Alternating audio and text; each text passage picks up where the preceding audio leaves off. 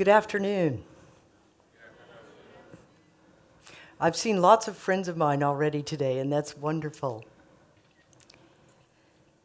I'm here to talk with you today about an amazing opportunity to navigate all of our journeys of aging and dying, and those of our families in new and better ways.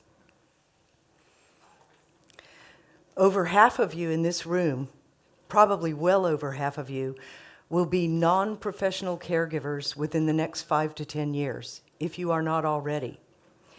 I'm talking about caregivers for your parents, your grandparents, your spouses, your partners, close friends, maybe a favorite auntie or uncle.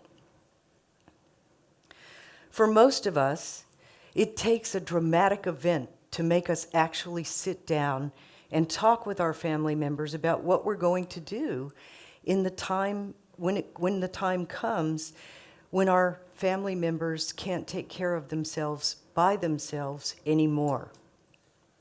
It might take something like a fall. Usually it's a fall, perhaps a hip break, mobility issues come along. Could be a short-term diagnosis such as cancer, or it could be a longer-term diagnosis such as Alzheimer's, dementia, or Parkinson's disease. No one wants to talk about it, especially not before there's a problem. But it's worse if you don't. And I'm here to suggest to you today that it can be much better if you do find it within yourself to have those conversations early, before there's a health problem. I'd like to tell you a story about my own situation. I was very, very lucky to have a super proactive mom. When she was 65 years old and she had just retired, she was perfectly healthy, no medications, just vitamins, traveling around the world, having a great time. She forced my sisters and I, my two sisters and I, to sit down and have a real heart-to-heart family conversation about how she saw herself aging and how she wanted that to play out to the end of her days. And we really did not want to talk about it, I can tell you that. We fought her. And I've talked with a lot of people nowadays, and in half the cases, the parents don't want to talk about it, and the other half, the children don't want to talk about it. And again, I'm talking about well before a problem occurs. But my mom was very brave, and she had just lost her own dad, and she thought it was a good chance to jump on it and talk about it together. So we did, and we actually came together as a family as a result of that in our older age. That was 9 years before my mom was diagnosed with stage 4 lung cancer. She was only 74 years old. And in my family, we have almost a guaranteed ticket to 85 because everyone lives till at least 85, and the women usually live till 95. So we never expected that, and it was a big shock. But because we had done a lot of planning and talking and thinking about these things and talking about these things 9 years earlier, it was much easier for us to come together as a family and then make final plans, since she only had a year and a half. I'm not going to say it was easy, but we made the most of it. We made lists of where my mom wanted to go. We traveled to the beach, we traveled to the mountains. She taught my sisters and I how to play bridge because she's a very good bridge player. She taught me how to make her Thanksgiving dinner. We were able to make the most of her dying days because we had a really good plan going in, and we'd already talked about these things. We'd already had a few arguments even, but we were all agreed how it would happen before it happened. Again, I'm not going to say it was easy. There were hard times, but I think it was much better than it could have been, and we really did have some wonderful times, and I'm really thankful for that now, 8 years later. And I'd like to say one thing.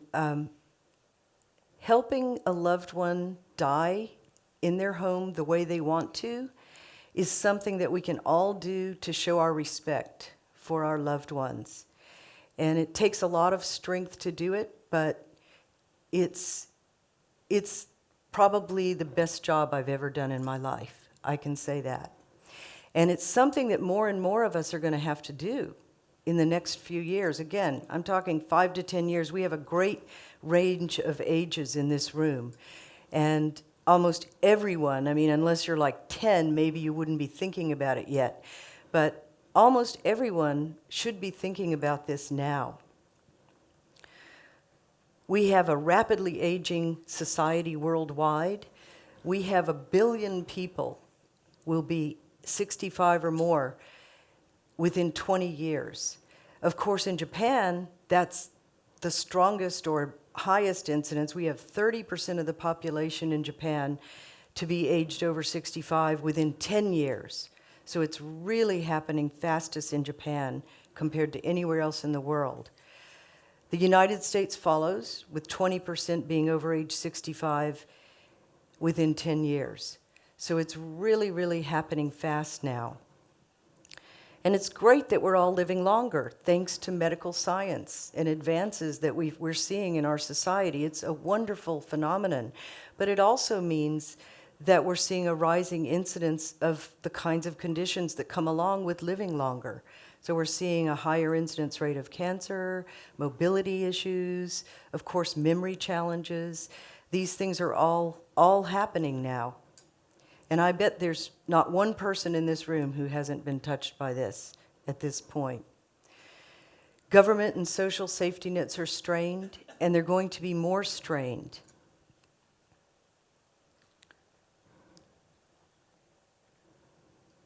The burning question I have for you today is, do you have a plan in place with your loved ones? Have you had conversations with your loved ones? Have you even tried to start to see what they might want and how they're thinking about their dying days? I've been doing a lot of research on this topic. Most people know here I'm a market researcher, and I've been doing a lot of research on this. And I estimate that only about 5% of families in the entire world have proper plans in place. And I'm not talking about just wills and funerals. I'm talking about the 5, 10, or even 20 years where someone may not be able to live on their own anymore. That's a long time, and we're going to have to step in. So I would like to ask you about that. And the reason it's important to have a plan is it gives you choices, gives you more options, it helps avoid family arguments, and it helps you to be prepared to take care of yourself while you're caregiving to others. This is my mom on the beach about 8 months before she died. And I love this picture. It's my favorite picture. And I would like to encourage all of you to look at the caregiving journey as a chance for personal transformation. It's a chance for you to have open and honest conversations with those you love about what they want. And I think that's really important. And it's a chance for you to think about how you're going to take care of yourself while you're taking care of others.